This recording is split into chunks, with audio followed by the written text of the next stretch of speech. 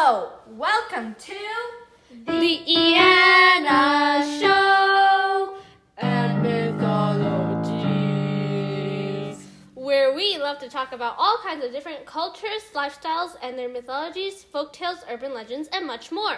If you're new, welcome. And if you're coming back, welcome too. We're your hosts, Lily and Tia.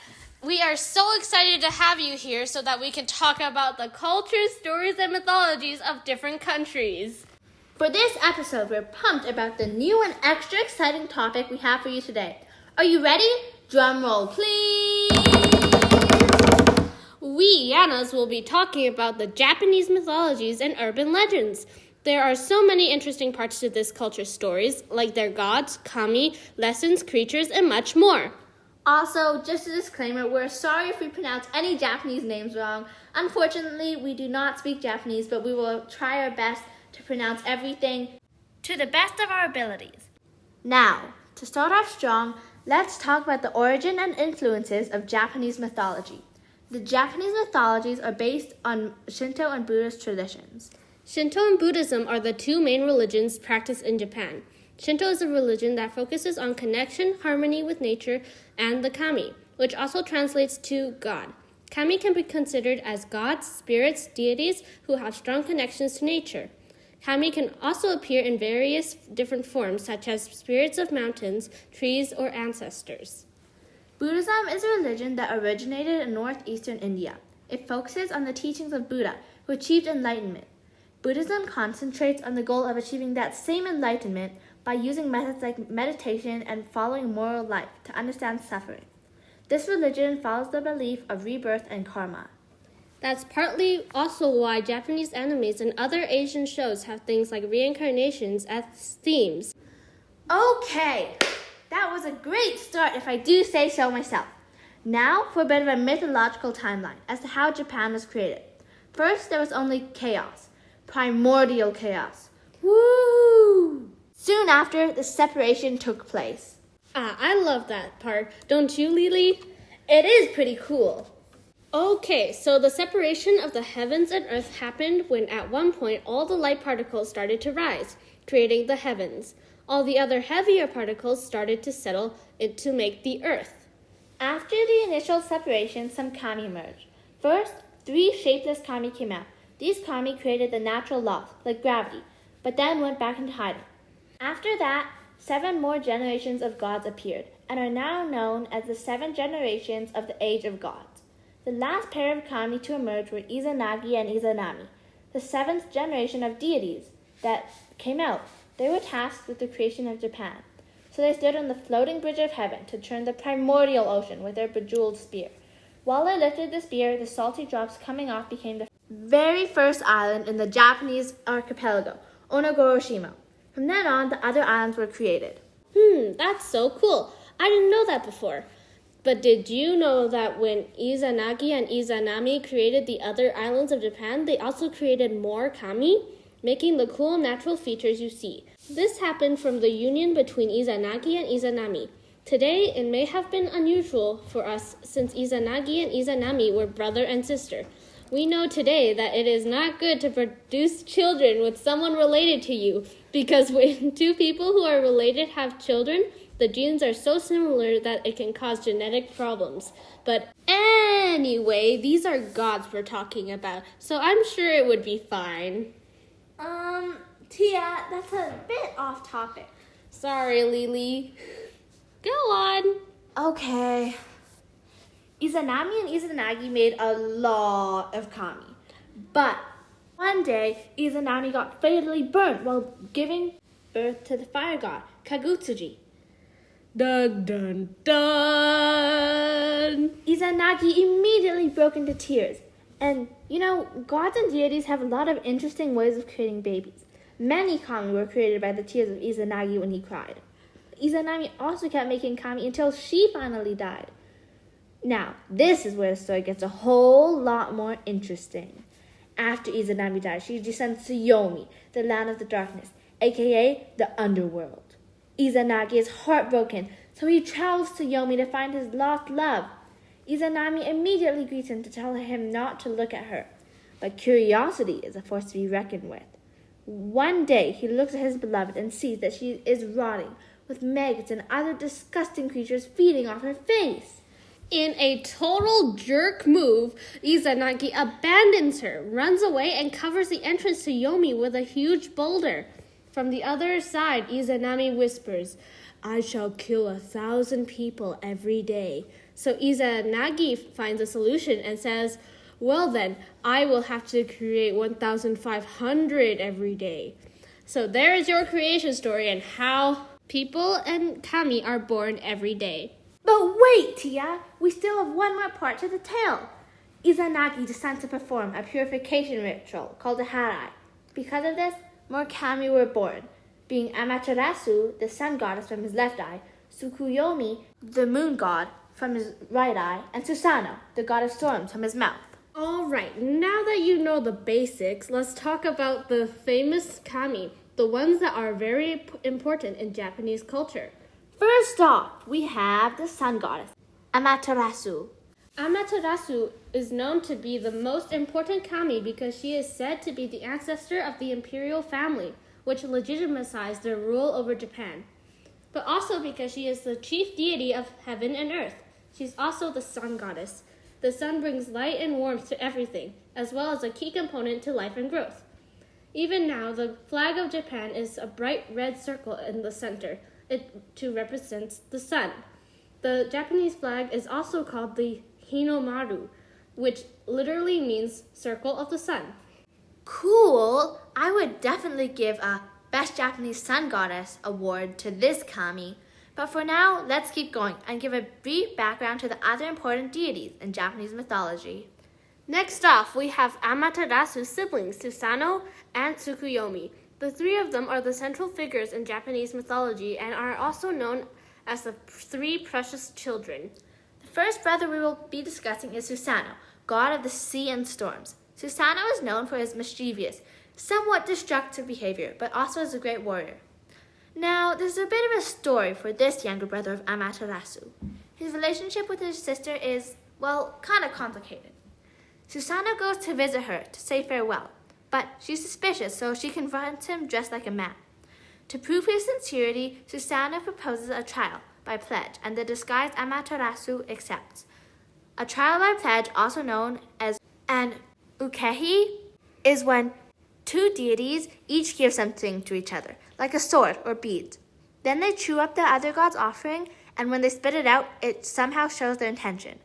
So, when the siblings spit out the items they gave each other, 8 new deities were created. Amaterasu claimed that the 5 male deities were hers because they came from the beads she gave to her brother. And Susanoo claimed he had the 3 female deities because they came from the swords he gave to Amaterasu. Susanoo declared victory anyway, and later destroyed Amaterasu's rice fields, and ended up killing one of her weaving maidens. This really angered Amaterasu, so she went to hide in a cave called the Heavenly Rock Cave. As a result, the world and the heavens were plunged into darkness. Finally, the other gods convinced Amaterasu to come out of the cave, and Susanoo was thrown out of Takamagahara.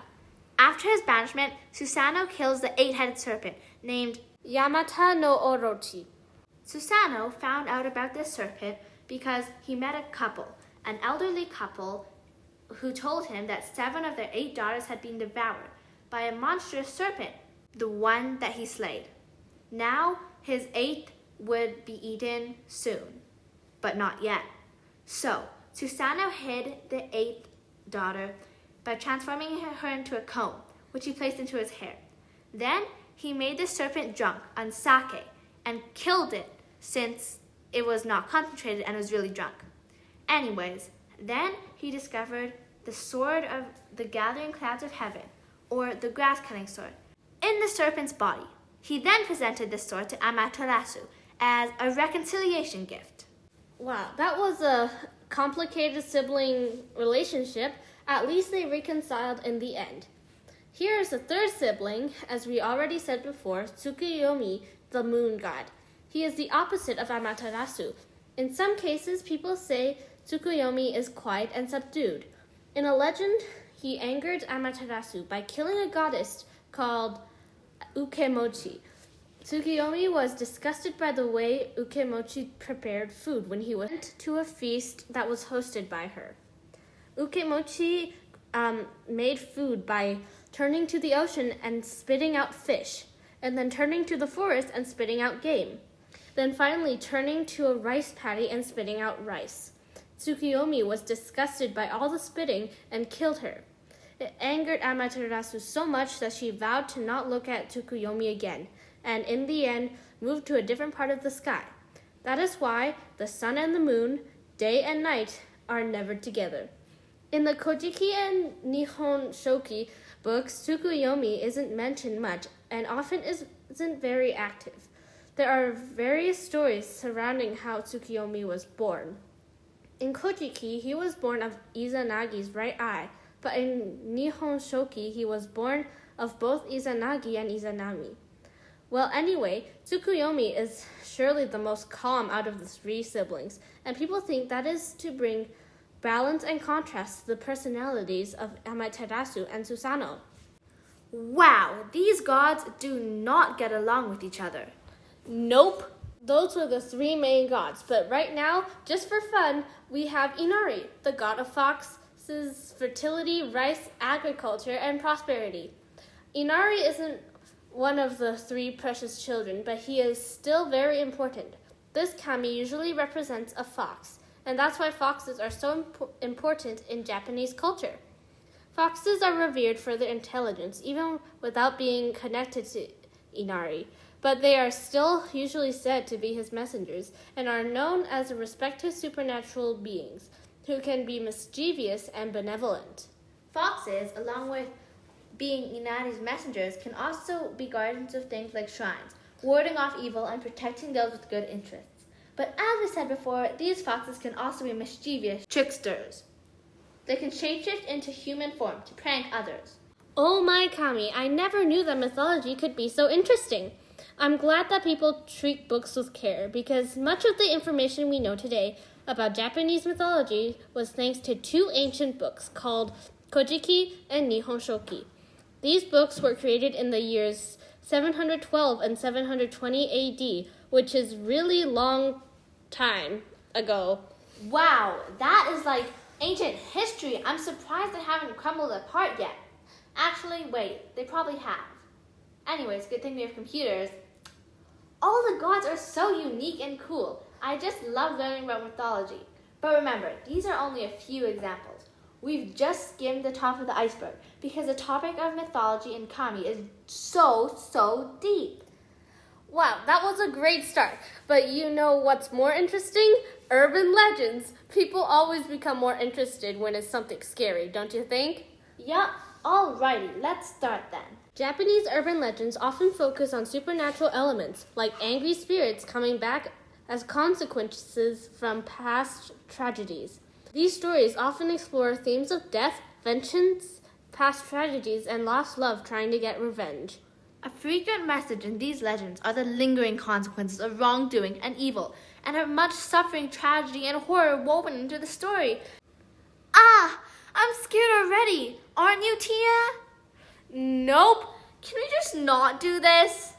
Nope, we're already ankle deep. Let's go. Our first story is about the Teke, a heartbreaking legend about the consequences of bullying. Teke starts off with a girl named Kashima Reiko, who went through a constant bullying. Kashima is so angry, hurt, and overall just sad that she jumps off a train onto the tracks and her bottom half gets cut off. Different versions say that Kashima was pushed onto the track by her bullies, and others say that she just wandered onto them without any other influence. Anyways, Kashima's spirit now haunts train tracks. Since she doesn't have a lower body, she walks with her hands and what's left of her body. Her torso drags along behind her. Because of this, either her elbows or the sound of her cut-off body scraping the ground make a really creepy Teke sound. If you see her, this spirit will chase you down and kill you by cutting off your lower body to mimic what has happened to her. She's said to do this by using a sickle. And don't even try to run away. Kashima is superhumanly or super spiritly fast.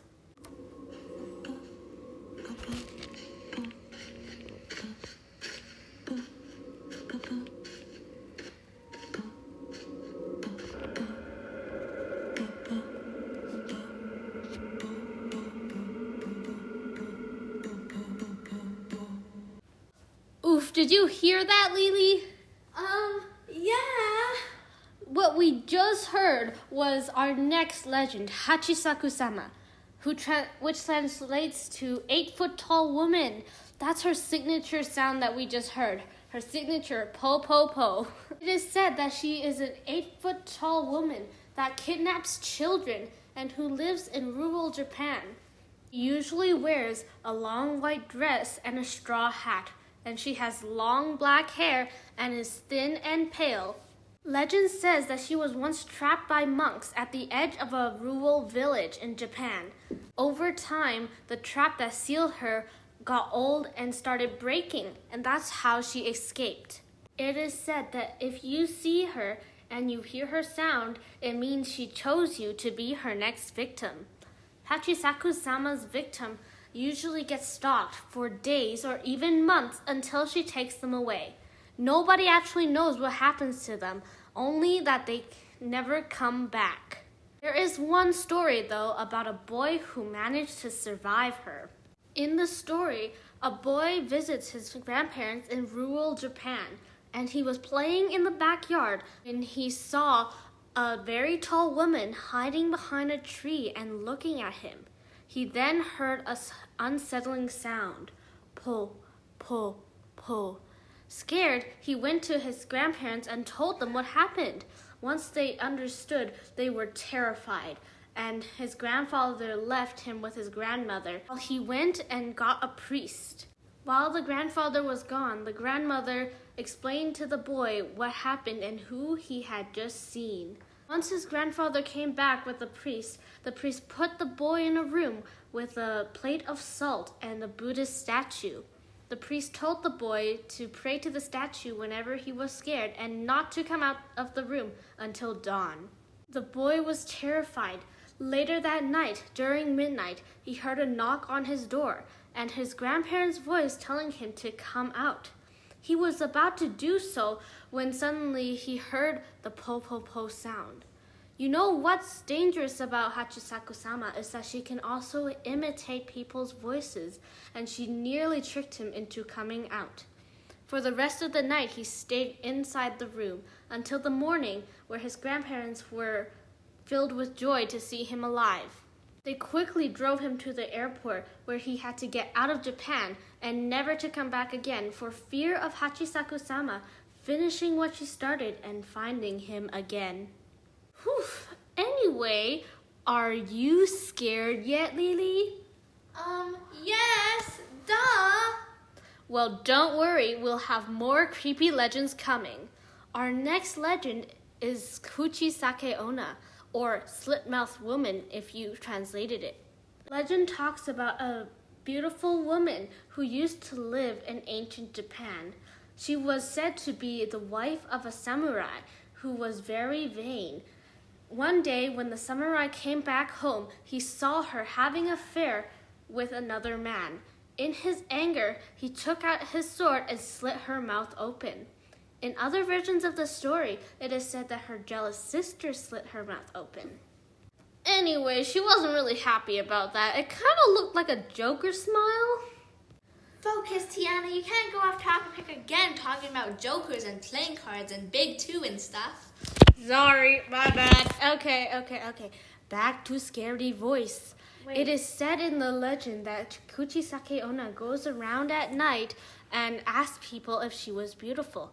She wore a mask to conceal her injury. If her victim answered her yes, she would take off her mask and ask them again. The victim would most likely recoil or step back at the sight of her bleeding mouth. She would ask you again, "Am I beautiful?" If they said no, she would kill them. If they said yes but showed fear, she would kill them anyway and slit their mouths open with a scissors to mimic her own injury. People say that if you respond yes without showing fear, Kuchisake onna will give you a diamond covered in blood. Wow, that was way too gory. I know, right? Okay, anyways, there's more blood coming. Cue our next urban legend, Akamanto. or red cloak if you translate it. This creepy spirit loves haunting bathrooms, and specifically public and female bathrooms. In this legend, it was said that the spirit is a spirit of a man who used to wear a mask to cover his pretty face. In this legend, it is said that when you go to the bathroom and finish your business and you're about to wipe, a voice will call out asking you, "Do you want red paper or blue paper?" In other accounts of this story, it is said that he could ask you if you want a red cloak or a blue cloak, red cape or a blue cape. But in all these stories, the consequences are the same. If the victim chose red paper, Akamanto will come in and with a knife cut you up until you are covered in your blood. If the victim chose blue paper, Akamanto would strangle them until their face changes color. People say that if you try to trick Akamanto and say you wanted yellow paper instead, he will come in and dunk your face into the toilet until you drown. In your own pee. Yeah. It's a pretty sad way to die, but there are other ways to survive too. In some versions of the story, people say that if you refuse to choose anything or you stay quiet, he will not harm you. Either way, the chances of you dying with this ghost is really high. Next up, our urban legend will be Hanako-san. Hanako-san is another washroom tale. Wow, these ghosts really love washrooms. Yeah, I know, right? It's about the spirit of a girl named Hanako-san, who haunts the girls' washroom in the third stall and on the third floor if possible. It is said that she died during a school bombing in Japan in World War II. Different versions, though, say that she was playing hide-and-seek when she died. Hanako-san is a bit of a different spirit to the other ones we already discussed, because she doesn't come to you. You go to her. You can summon Hanako-san by going to the third stall, standing in front of it, knocking 3 times and saying, "Hanako-san, are you there?" If she says, "Yes, I am," she will either pull the summoner into the toilet, to hell, kill them, or offer to play a game. If you say no to the game, you'll die by dismemberment. Some variations of this story say the victims of Hanako-san see a ghostly and bloody hand reaching towards them before they die. Sometimes Hanako-san will ask you questions, and if you don't want to die, you must answer them correctly. Another way to try and survive a meeting is to not answer anything and run away from school. But the 100% way to not get killed is just don't try it. Just don't summon her. Oh my Kami, that was a lot of creepy stuff, don't you think, Lily? Oh, that was terrifying. Anyways, here's our sponsor. Please welcome Miss Tally. Oh my gosh, I don't know what to do. I've been feeling a presence in my home for ages and I want to get rid of it. Not to worry. Here at Tally's Talismans, we sell talismans that can heal, protect, and give you good luck. Just hang it on yourself, your door, or your room, or anywhere. At Tally's Talismans, we've made quality talismans for 101 years, since 3959 BCE. So try now with the PART-IANA Show's promo code 12345 for 20% off. Each sold separately. Warning, keep away from children's reach. Deadly if ingested. Side effects include becoming overly obsessed with buying talismans, becoming dependent on the talismans, or using too much money to buy the talismans. Wow, thank you to our sponsor. That was really something. Anyways, now for the folktales. Japanese folktales are quite different from Japanese urban legends. They are normally adventure stories and focus on harmony with nature, fate, love, and finding your strengths. Because of this, most folktales normally take place in small rural towns instead of big cities.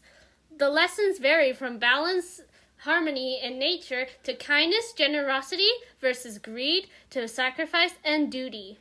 Now, let's dive straight in. Our first story is Princess Kayuga.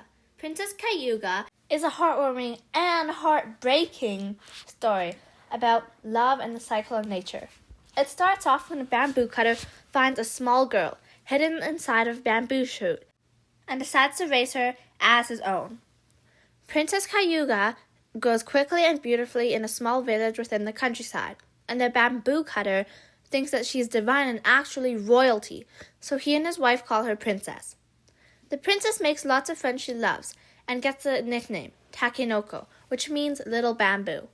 But meanwhile, the bamboo cutter finds gold, other treasures, and valuable cloth in the bamboo grove where he found Takenoko.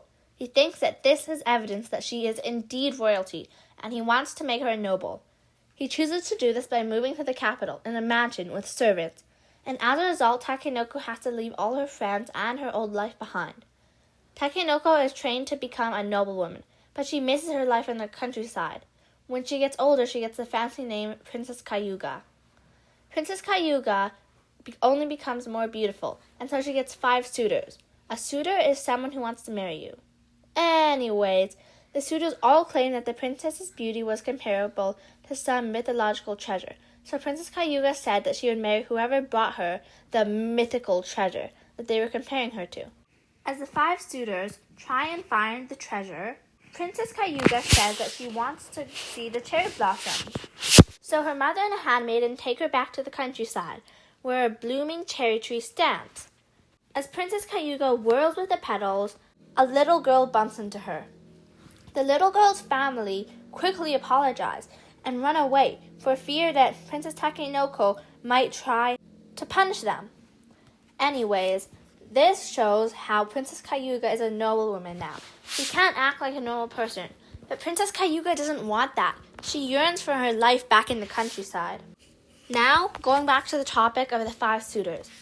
2 of them give her fake treasures. The 3rd one abandons his quest, and the 4th one gives her a flower. Princess Kayuga was about to marry him when he got another wife that he married. When the 5th suitor dies trying to find a treasure, Princess Kayuga becomes depressed. Very depressed. But as she sulks around, someone else is watching. The emperor takes notice of Princess Kayuga's beauty and tries to make her marry her. He kidnaps her, but then Princess Kayuga convinces him to leave. But even though she did that, the emperor was still making advances, and so the origin story of Princess Kayuga was revealed. Once she was a resident of the moon, but she broke its laws so she could be exiled to Earth and see what mortal life was like. Now she begged to the moon, hoping it could save her from the emperor. The moon agrees and promises to restore her memories and reclaim her at the next full moon. But Princess Kayuga still isn't happy. She really likes the Earth and she doesn't want to leave. She's made so many loving memories here, and she has a lot of people who she cares for. Princess Kayuga tells this to her family, and so the bamboo cutter turns their mansion into a fortress. But as we know, the moon is very powerful. It changes tides, so even though Princess Kayuga didn't want it to happen, even though no one wanted it to happen, it still would have happened, and it did. On the next full moon, Princess Kayuga was gone. But before that, she embraces her family one more time, and as she's leaving, she looks back to Earth and tears fill her eyes. She's still grateful for the experience she's had. That was such a sad story. I know, and I had to suffer speaking through it. Well, our next one's pretty sad too. A dog dies. But at least it's not as sad as the last one. Here's our next folktale, Hanasaka Jiisan. The story is about a husband and wife and their dog and a very jealous neighbor. The story goes like this. One day, the couple's dog started digging in their backyard. They helped him because they thought he found something, and indeed, he found a box of gold coins. The jealous neighbor saw this and thought the dog must have had an ability to find treasure. So he stole the dog and gave it food, telling it to go find treasure for him. Of course, the dog didn't listen, and the jealous neighbor killed the dog in his anger. Later, when the couple asked the jealous neighbor what happened to their dog, he told them. They were very upset and grieved a lot. And so they buried the dog under the tree where he had found the treasure. One night, when the old man was sleeping, he had a dream that the dog came to him, telling him to cut down the tree where he was buried and make a mortar out of it. The old man told his wife what he had dreamed, and the wife told him that they must do what their dog asked. And so they cut down the tree and made a mortar from it, and then put rice into it. As they did, the rice turned into gold. The neighbor saw this and wanted gold for himself, so he stole the mortar and put rice into it. But when he did, the rice turned into mushy black berries that were very smelly. In his anger, the neighbor and his wife smashed the mortar and burned it. Later that night, in a dream, the old man dreamed of the dog again, telling him to take the ashes from the mortar and sprinkle it on a certain type of cherry trees. When he did, the cherry trees bloomed, and a feudal lord who was passing by saw it and loved the cherry tree, and so he gave the old man many gifts. The neighbor who saw this wanted to have gifts for himself too, and so he took ash and blew it on the cherry tree. But the ash ended up in the feudal lord's eyes, and the feudal lord was made angry, and so the neighbor was put into prison. When he was finally let out, his village would not let him in anymore, and so for his wicked deeds, he was kicked out and he needed to find a new home. Wow, at least he got what he deserved. Yeah. Hopefully our next stories wouldn't be as sad as these ones. Well, our next story is a bit brutal, so I don't know if it's better or worse. Wait, what do you mean? I don't know. You'll just have to find out.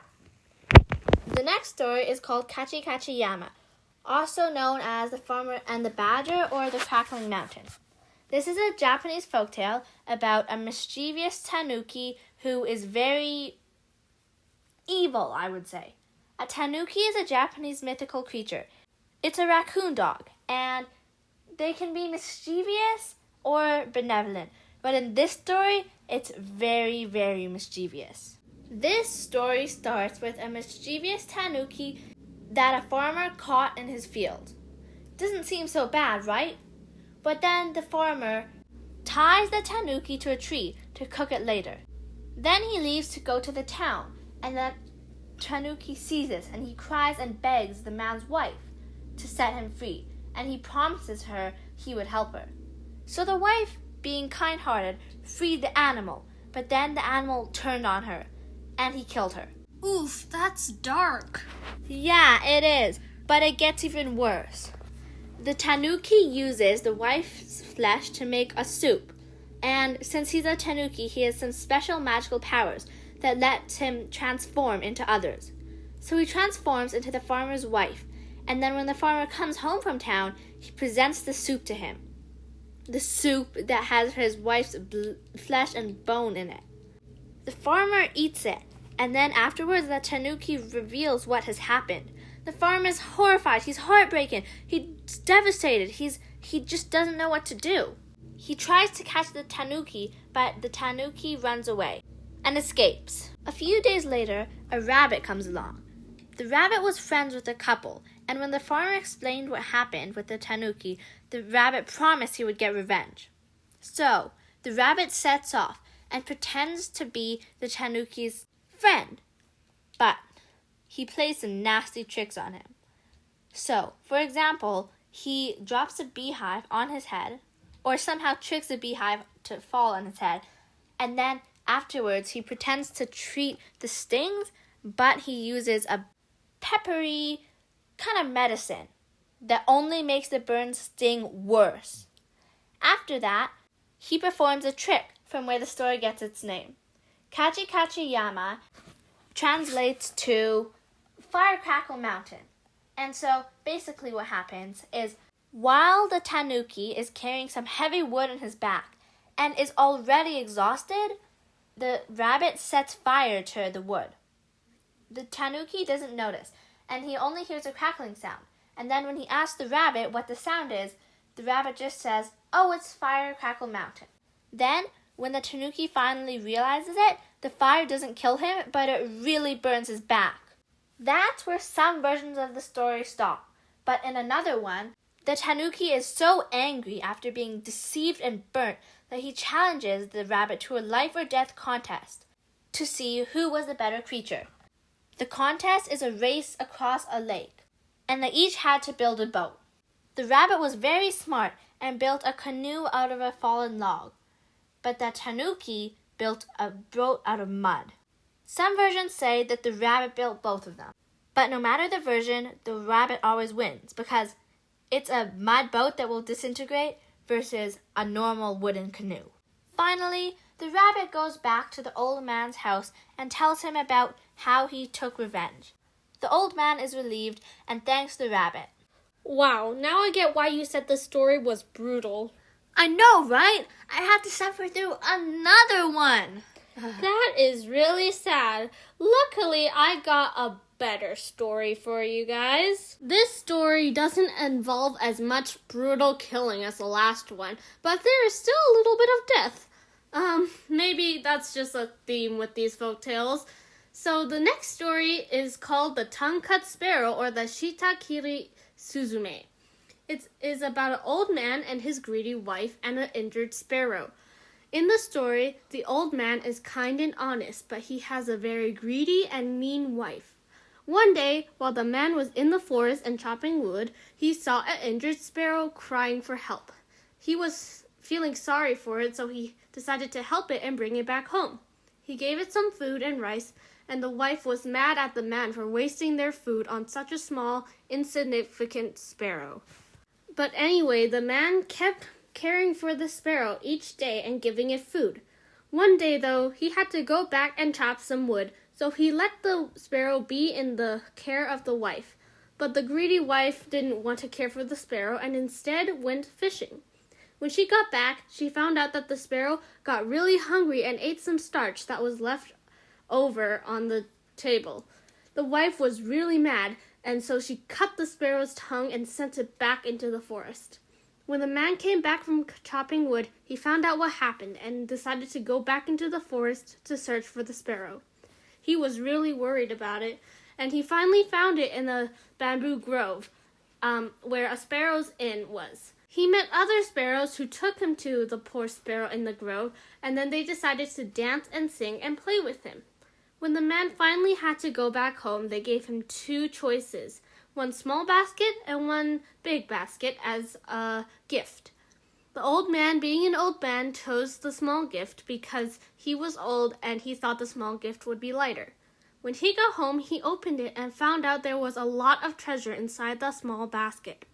The wife, seeing this, wanted treasure for herself too, and so she went into the forest and asked for a basket.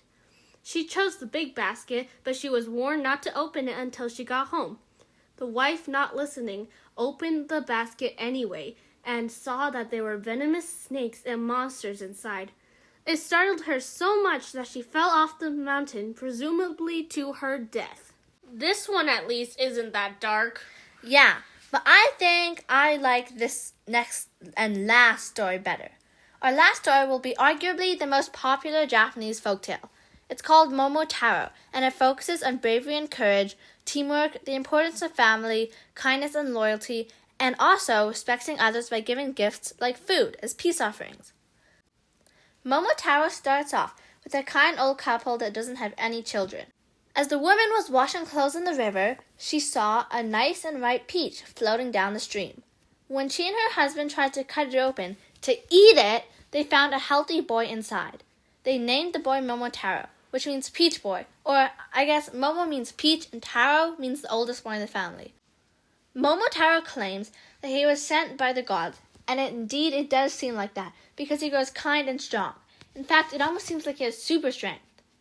One day, Momotaro hears about some oni, which are ogres or demons, that are terrorizing a village and stealing their treasure. Being the hero that he is, Momotaro starts a quest to stop the oni. To do this, Momotaro has to travel to Onigashima, or Demon Island, where all the oni were.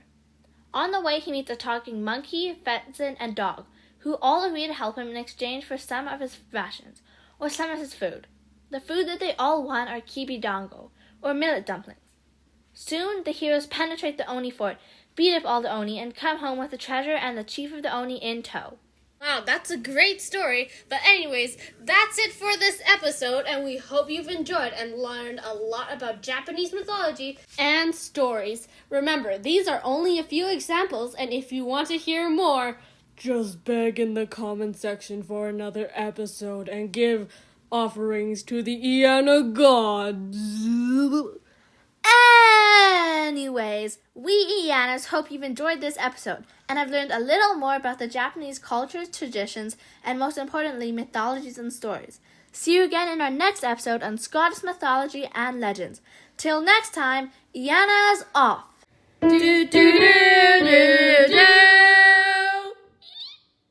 Also, we got most of our information from Wikipedia and some videos on YouTube. First, we have the Shinto creation myth video by linfamy, and the 8-foot-tall woman video by Beauty and the Beast on YouTube. Also, thank you to Voice Memos, where we recorded this. And know that the photos in our podcast are not ours and they belong to their rightful owners and artists. Finally, thank you to our teacher who gave us the idea to create this podcast in the first place. And thanks to you for listening to this. Our very first episode. Also, just a side note and a comment, please do not try and call Miss Tally from our ad. She is not real and we made her up. Yeah, she wouldn't really like that. Now, Iana's off for real.